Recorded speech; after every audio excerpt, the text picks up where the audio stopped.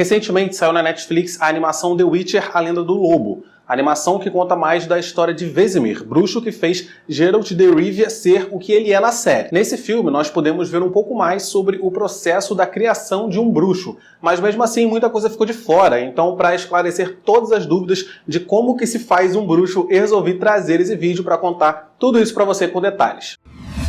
Fala galera, eu sou o Matheus Mendes, sejam muito bem-vindos a mais um vídeo aqui do canal. Vídeo esse pra gente falar de The Witcher, e eu vou confessar pra vocês que esse vídeo, que eu tô postando hoje, ele não estava programado pra sair hoje. Eu tô preparando um especial de The Witcher que vai começar a sair aqui no canal a partir de novembro, e esse vídeo só ia sair lá na frente, mas eu resolvi antecipar por conta desse filme contando a história do Vesemir. Muito se fala sobre o processo de criação bizarro de um bruxo. A primeira temporada da série citou isso algumas vezes, na segunda temporada nós vamos ver isso ainda mais, porque a Ciri agora está sob os cuidados de Geralt, e esse filme mostrou algumas coisas, mas grande parte do processo ainda permanece uma incógnita, e esse vídeo veio para esclarecer vocês. Mas antes, claro, se você gosta desse tipo de conteúdo de séries e filmes, não perde tempo, por favor, já se inscreve no canal se você não está inscrito, e me segue lá no Instagram também para acompanhar novidades da cultura pop em primeira mão. Dito isso, vamos direto para o assunto do vídeo, que é falar como que um ser humano comum vira um bruxo com todos esses superpoderes. O processo é bem complexo, mas eu vou tentar resumir ele aqui em 4 etapas. As etapas são a escolha, as provas, a mutação e o medalhão. A primeira etapa é a escolha. Nós vimos nesse filme, A Lenda do Lobo, que Vesemir foi escolhido ainda criança pelo bruxo Deglan, depois que ele foi pego lá roubando aquele bolo para comer com a sua amada Illiana. Deglan sabia quem era Vesemir. Ele sabia que Vesemir era um garoto pobre, aspirante a ter uma vida melhor, aspirante a ter tudo do bom e do melhor, e ele sabia que ia instigar o garoto ao dar aquelas moedas para ele. Vesemir, então, foi escolhido pelo Deglan, como vimos no filme. Geralt de Rivia foi entregue pela sua mãe, a feiticeira Visena, e isso apareceu na primeira temporada da série. E como os bruxos são estéreis, eles não podem se reproduzir. Isso significa que para continuar a ter mais bruxos, para as próximas gerações, eles precisam de crianças para treinar. E não assim, uma ambição de um pai e de uma mãe entregar o seu filho de livre e espontânea vontade para se tornar um bruxo, não é uma coisa legal. Então as crianças entregues aos bruxos ou são crianças sem perspectiva, como o Vesemir, que queria ter uma vida melhor, ou são crianças que seus pais não querem ou não podem criar por algum motivo, como Geralt de Rivia, ou são crianças surpresa, como a princesa Cirilla. E as lendas dizem que as crianças mais propensas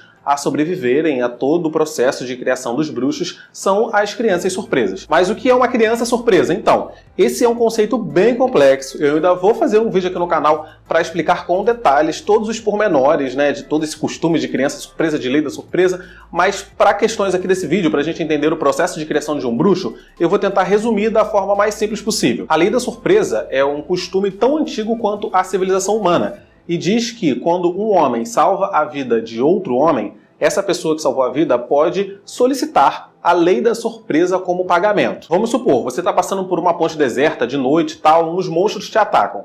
Aí aparece um bruxo ou uma pessoa qualquer, sei lá, e salva a sua vida. Você será eternamente grato por isso, sua vida foi salva, e você vai querer retribuir esse favor de alguma forma. E aí você pode pagar com dinheiro, você pode oferecer terras, riquezas, cabeças de gado, qualquer coisa. Mas suponha que você não tem nada de valor, ou que a pessoa que salvou a sua vida não quer nada de valor seu, ela não liga muito para dinheiro. Essa pessoa então pode exigir a lei da surpresa. E aí o que você vai dar para essa pessoa é alguma coisa que você encontrar em casa e que você não esperava. E isso pode ser sei lá, qualquer coisa mesmo. Pode ser que você chegue em casa e descubra que ganhou na loteria, você apostou no bilhete premiado. Ou você pode chegar em casa e descobrir que toda a sua plantação morreu por pragas. E aí você vai dar aquela plantação toda destruída para a pessoa. Ou você pode descobrir também ao chegar em casa que sua esposa está grávida de um filho, de uma prole sua. Pode ser literalmente qualquer coisa, mas se for esse último caso, essa criança, o seu filho que você não sabia que a sua esposa estava grávida, será uma criança surpresa e você terá que entregar o seu filho para esse bruxo que salvou a sua vida, e aí sim, esse bruxo vai treinar essa criança para ser um bruxo também. Ah, mas e se o pai ou a mãe não quiserem entregar o filho? Aí eles vão ter que lidar com o destino. Fica bem explícito nos 2 primeiros livros da série que o destino é implacável e que é impossível lutar contra ele. No filme, inclusive, nós vimos um menininho chorando à beça porque ele não queria ser bruxo, mas os seus pais o entregaram porque ele era uma criança surpresa e os pais não tinham escolha. Foi dessa forma também que Ciri foi parar nas mãos de Geralt de Rivia, e nós veremos Ciri na segunda temporada treinando com os bruxos lá em Kaer Morhen. Depois da escolha, a criança selecionada é treinada com esgrima e alimentada com cogumelos e ervas especiais que deixam a criança mais forte, né? Deixam os músculos mais densos e dão uma maior resistência àquela criança. Isso não é uma coisa que muda a criança para sempre, não é uma mutação. A criança continua sendo uma humana, é mais ou menos um suplemento muito bom, sabe? Um whey muito potente. Nos livros, Geralt e os bruxos de Kaer Morhen alimentam a Ciri com essas substâncias, esses cogumelos,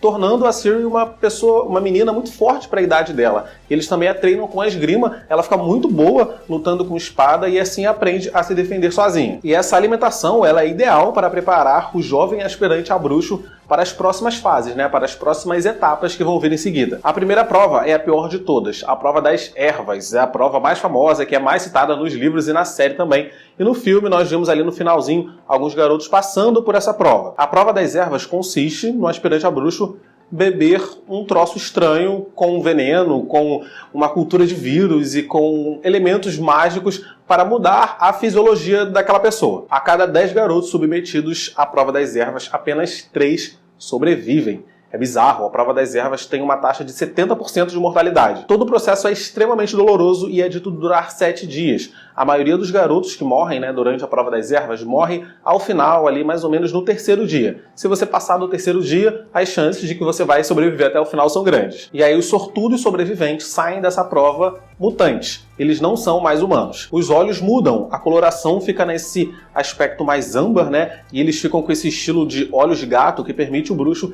enxergar muito bem, tanto no claro quanto no escuro. Além dos olhos, os sobreviventes também saem dessa prova com reflexos mais aguçados, com um envelhecimento desacelerado, com uma força sobre-humana e, no geral, sentidos mais aguçados mesmo. Não é como se eles se tornassem super-heróis, sabe? Eles não têm uma super-força, levantam montanhas, não é nada disso. Eles têm os sentidos levemente melhorados. E não é lá essas coisas, não é uma coisa que transforme eles em, sei lá, X-Men da vida, mas já é muito bom. Né, para o trabalho que eles vão desempenhar já está de bom tamanho. O mais legal disso tudo, na minha opinião, é o envelhecimento desacelerado. Nós vimos no filme o Geralt ainda criança ali, né, no finalzinho, e no tempo da série, que se passa 98 anos depois desse filme, o Geralt está ali, sei lá, aparentando ser um homem na casa dos 30 anos. Há outras provas também, além da prova das ervas, só que essas outras provas não são muito citadas nos livros com detalhes, sabe? No filme, nós vimos uma dessas provas, né, que acontece antes da prova das ervas, inclusive, e é aquela prova que coloca todos os garotos no meio da floresta para serem mortos por monstros. E eu achei essa prova extremamente bizarra, porque os meninos ainda não tinham um pingo de treinamento, coitados. Eles ainda não tinham passado pela prova das ervas, que é o que transforma eles em mutantes. Geralt diz nos livros que ele foi uma espécie de prodígio lá em Kaer Morhen, que é essa escola de bruxos, né? Ele sobreviveu a todas as provas, excepcionalmente bem, ele ficou doente por pouco tempo e ele tinha, assim, um desempenho muito acima dos outros bruxos. Os bruxos mais velhos observaram o Geralt, então, né, super prodígio, viram que ele era uma criança com uma resistência maior e colocaram o Geralt por testes e provas ainda mais difíceis. Segundo Geralt, os bruxos mais velhos fizeram todo tipo de experimentos avançados com ele. Como ele resistiu aos experimentos normais, vamos fazer mais experimentos com esse cara aqui. E fizeram vários. E ele disse que esses experimentos, além, né, foram os piores de todos, foram extremamente dolorosos, que só ele, do grupo que testou esses experimentos avançados, ele foi o único sobrevivente. Como efeito colateral de todos esses experimentos avançados, Geralt perdeu a pigmentação capilar. Então percebam que o Geralt não é um bruxo qualquer. Até para níveis de bruxos, né, Geralt é excepcional. Ele já era um destaque desde quando ele era criancinha lá em Kaer Morhen e depois desses experimentos que ele ficou com o cabelo branco. Vizimir, no filme, não tem cabelos brancos, né, e nenhum dos outros bruxos, porque eles passaram pelo treinamento padrão. Geralt passou pelo treinamento padrão e um treinamento além. No final do filme, nós vimos Geralt ainda criança e sem cabelos ali, né? E os seus olhos estão com aquela coloração âmbar, dando a entender que ele já passou pela prova das ervas e já passou pelos experimentos avançados também. E acredito que ele já passou até pelos avançados porque ele tá careca, ele não tem nada, não tem cabelo. Acredito que quando voltarem a crescer os seus cabelos, vão crescer brancos. A terceira etapa são as mutações. E como eu já falei para vocês, essas mutações acontecem em paralelo com as provas. A principal e que dá a maior parte das mutações aos bruxos é a prova das ervas, mas há outras provas também que dão mutações menores, digamos. No jogo de The Witcher é citada a prova dos sonhos,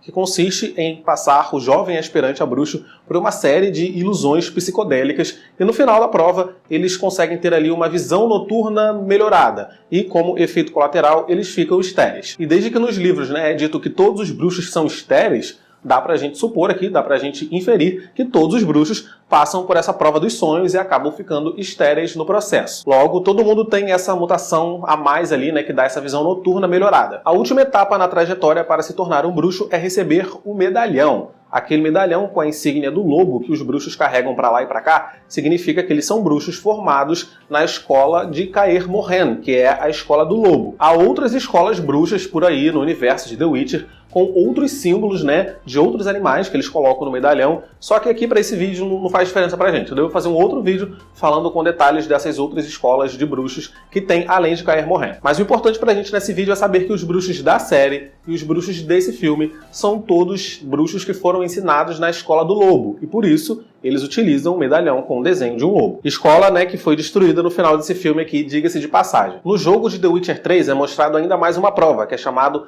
de Prova do Medalhão, ou Prova das Montanhas, que consiste em um bruxo atravessar a nado um lago que fica ali perto de Kaer Morhen. Depois eles precisam passar por cavernas habitadas por um ciclope sem acordá-lo. Depois eles precisam lidar com trolls desconfiados até chegar no Círculo dos Elementos e ativar o medalhão. O bruxo que conseguir passar por tudo isso conclui seu treinamento e recebe o diploma, é graduado como um bruxo formado na Escola do Lobo. O medalhão que o bruxo recebe tem algumas habilidades especiais.